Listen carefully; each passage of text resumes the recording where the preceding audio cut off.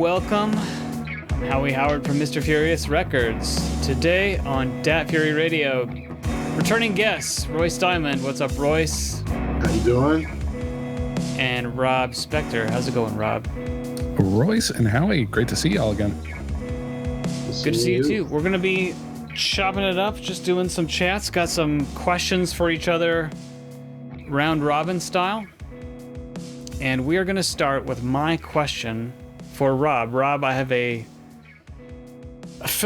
got a little preamble. It's a philosophical question for you. Oh, I think you're well let me brace placed. myself for this. Yeah, no, it's fine. And I'm asking you, obviously, Royce, invite your comments as well, but I'm asking you in particular because it has to do with AI, or so-called AI.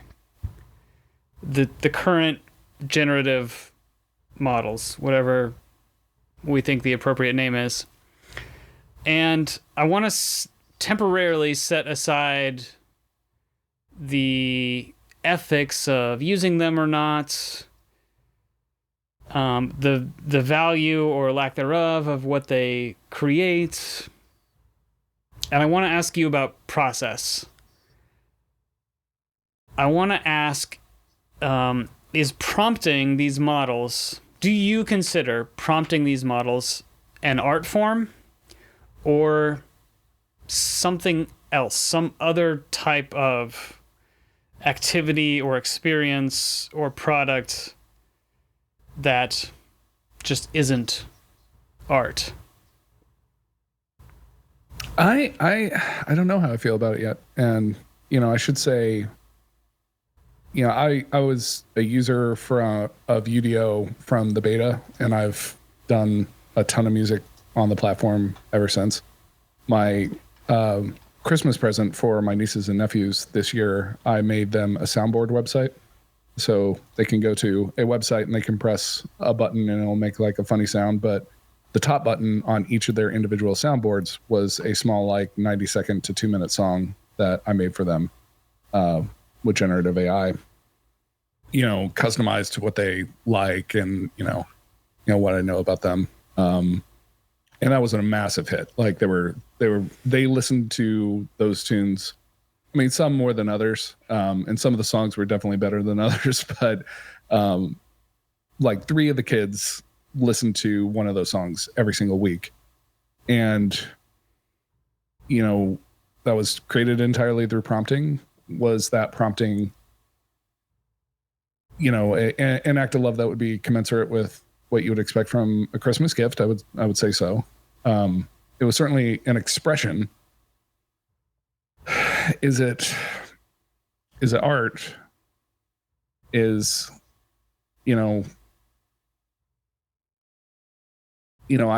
I think by now, as long as we know each other, Howie, that my definition for what art is probably higher than most people. And, do I think what I created was definitely more original sounding than a lot of pop country that you would listen to now, which I also would not consider to be art. So I think it was certainly more artistic than a lot of the worst, most reductive genres of music that you would hear today.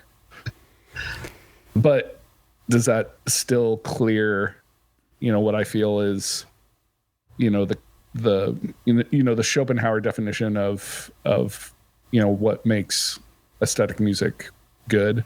Definitely not. But what I'm interested in is, this is a great example, because what I'm interested in is, as you were doing those prompts and developing the material you were going to put behind those buttons on the board, did you feel like you were making art? I'm asking a process question. Well, I definitely felt like I was definitely composing a song much the same way I would if I was writing a new one, in the sense that I have a text window open and I am defining a song structure of, where I want a verse, where I want a chorus, if I want a pre-chorus, where I want a bridge. And I'm writing the lyrics almost the exact same way I would if I was writing a song. Like, you know, I've never been a pen and paper type of songwriter. It's always like a laptop or my machine with my guitar. And, you know, the thing that struck me through the process of making like those 25 odd songs over the course of a few days was how often I would just completely control N, like the seed, the model would just get into a place where it felt like I was hitting diminishing returns, and, you know, all the prompt refinement was still not producing the sound that I ultimately wanted, which is the same experience that I have playing guitar, right? Like, so there was definitely a compositional element. I wrote all the lyrics, which you don't have to do with these tools. You know, you can definitely have the AI write the lyrics for you, but I find those lyrics very difficult to listen to. And lyrics are like my only strength as a songwriter, really. So that's a part of the experience that I definitely want to control. Yeah. But yeah, I mean, you know, I hadn't considered the process, because I think so many other musicians were so focused on the way that these models ultimately manifest, which is basically taking all recorded human music and vectorizing it and, you know, putting it into, you know, a gigantic model that's burning, you know, the earth to a crisp with all the, you know, electricity consumption that it's doing. It was tough for me to even consciously think about the process and how it compared to how I would normally write a song. But now that you ask the question, I mean, it's pretty close. Like, it's not, I think the only difference, there are only a few songs where I defined a key specifically. And that was mostly because where the song started wasn't where I wanted it to be. So I, you know, redefined the key to, you know, make it, you know, closer to the sound they ultimately wanted. But that was very rare. But I don't really start a lot of my songs with a specific key in mind. I'll try a few for the feel of the song that I want to ultimately produce. And then once I have that defined, I'll build out the rest of the chord progression. But, you know, that's going to be very different than if I was like in Dream Theater or something like that, right? Like my songwriting process is quite a bit more crude and, you know, simple. So, you know, if you're a simple singer-songwriter just writing tunes on an acoustic, and is this better than half of John Darnielle's songs? Probably. Like, if we're being honest. Royce, you're trying to get in. Yeah, okay, you can hear me. What tool are you using? So the tool I use is Udio. The other one is SNIO, I think. But the one I use is Udio, udio.com. And you can find a ton of YouTube videos that'll teach you how to use it. It seems to be the one that has the largest community. They also have the biggest, like, hit. There was a SoundCloud diss track that, you know, went viral last year, almost a year to the day, called BBL Drizzy, that was entirely created on Udio. So. Wow. Is it art, though? I don't know. Is the process art? Is it art making? Because I think the product, talking about the product, to me, just very quickly gets into the weeds, and I think it's very hard to say that a sound file that I create is art and a sound file generated with a model is not. Like, that is a very fine line, and I'm not sure it can really be defended. But I'm curious about what it's like to create whatever is being created through prompts. Yeah, it's it's experimental, it's iterative, it involves a lot of failure. So how do you start? You say, I want a bass line that does, like, how does that whole process work? Well, actually, we can just show you guys.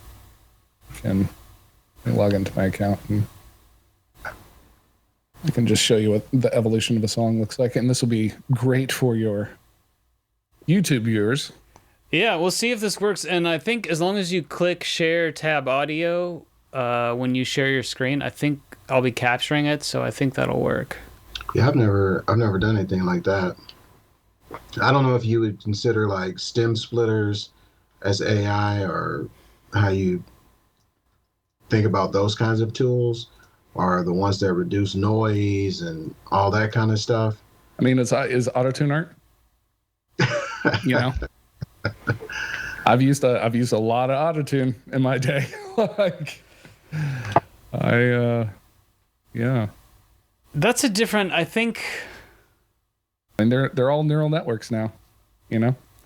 But I think the process of prompting versus using a plugin or something is very different as a process. And maybe what I'm bumping up against is we may not have the word for it yet. It may just be a new class of thing in human experience, because I can't think of anything like it before, where you're going back and forth and iterating with a system, with a model.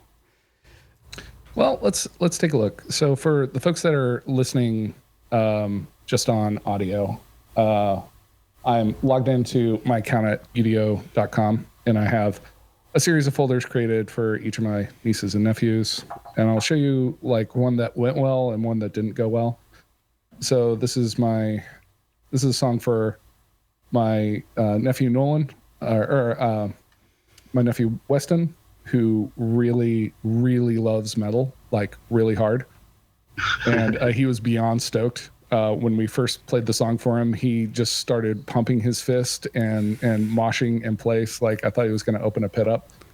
And so I started, my prompt is a melodic death metal intro for a television show starring a happy toddler named Weston, Cookie Monster vocals, blast beats, and tons of double kick pedal.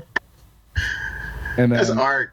That's art. Then, here for the lyrics, I have gang vocals, Weston rules, Weston rules, and then I have faster Weston rules, and then break, acapella, Weston rules, and so you can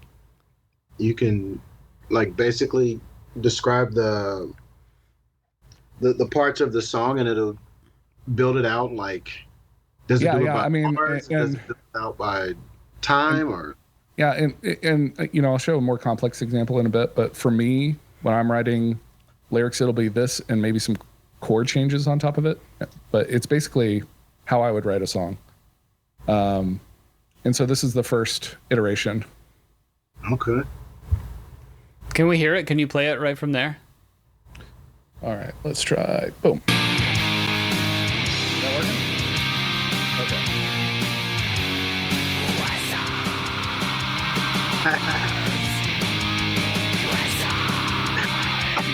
So I was like, this is a little slow. I want something a little more intense. So I continue iterating on it.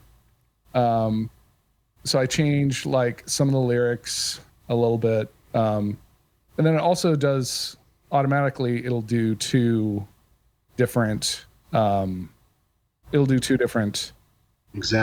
examples on different seeds, because, you know, this is a neural network, and Royce, if you don't know how that technology works, it's non-deterministic in nature. So it really starts from a random place, and then it'll have a completely different interpretation of the same prompt. Okay. Unless you like set the seed, or you set like some sort of stack value, then it'll be the same every time. But how would you do that? They do have it in like their advanced settings if you want to. Got you. Okay. But the second version. And I'm like, okay, this is it. This feels good. All right, this is what How old is Weston? What's on roof?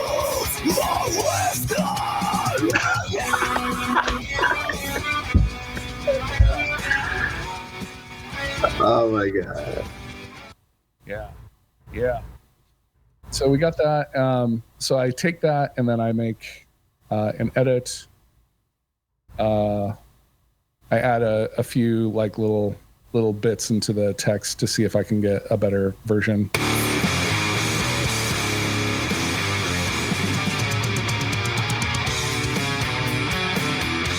And it kind of messes it up. I don't like it very much.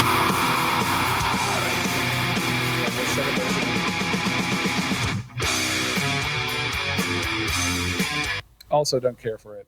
I'm trying to create more of an intro, but what I end up delivering to Weston as the gift is that first one. So, Rob, if you can, it takes the gate, like the music is so loud, it takes the gate a while to let your voice back through. So if you could just let 3 seconds pass when you stop music and start talking. Got it. What is the output that it gives you? Is it a 2-track or WAV or MP3? It'll give you a WAV or an MP3, or you can download the stems. Oh, Yeah, wow. So if you can download the stems, MP3, WAV, and it'll also auto-generate a video for you if you want to do that. Yeah. That's actually pretty cool. It's wild. Kind of a tougher example was her brother or her sister or his sister, Howie. This was a lot tougher. Okay, come on. So while you get in there, like that kind of illustrates what I said, I think earlier, which is that the output can certainly be perceived as art. I don't think there's any question about that. Which is why I asked about process, because the output question is decided for me, but the process question is not. I haven't decided for myself. I'm coming in without an answer. Yeah, and it's undecided for me as well. And I've done a few of these now. This is Hallie.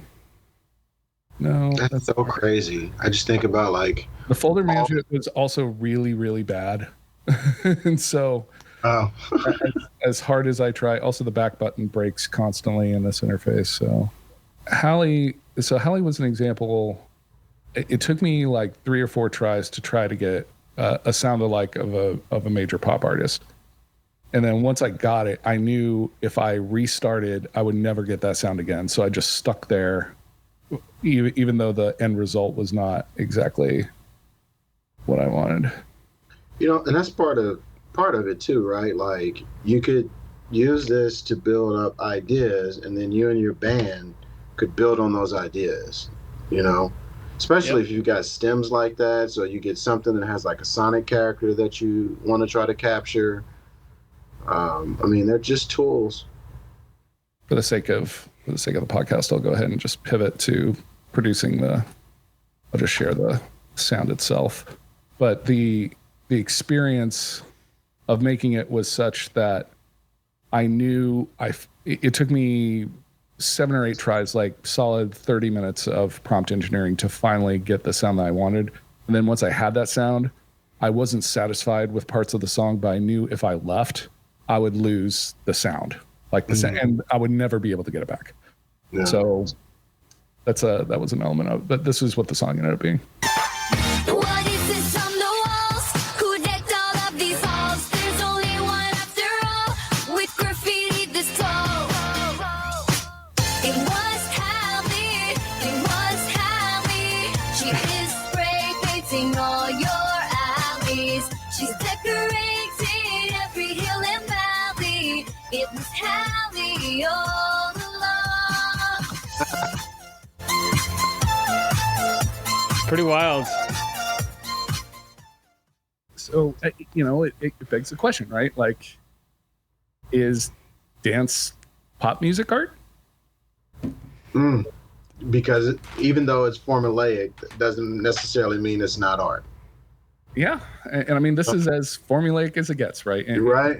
intentionally so, because it would be something that would resonate with her. Mm-hmm. But